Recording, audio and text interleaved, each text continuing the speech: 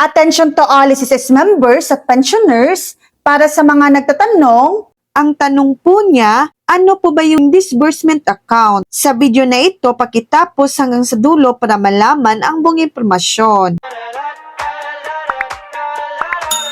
Ang disbursement account sa SSS ay ang account kung saan ipinapadala ng SSS ang inyong pera o benepisyo. Maaari itong maging bank account, e-wallet, kung kabilang sa mga tinatanggap ng SSS. Iba pang aprobadong disbursement channel ng SSS. Dito ipinapasok ng SSS ang mga bayad tulad ng maternity benefit, sickness benefit, disability benefit, retirement benefit, death benefit, funeral benefit, loan proceeds kung naaangkop. Mahalagang aktibo at tama ang nakarehistrong disbursement account. Kung sarado na o nagpalit kayo ng account, kailangan itong i-update sa SSS bago maipadala ang inyong benepisyo o loan. So yan lang po ang latest update.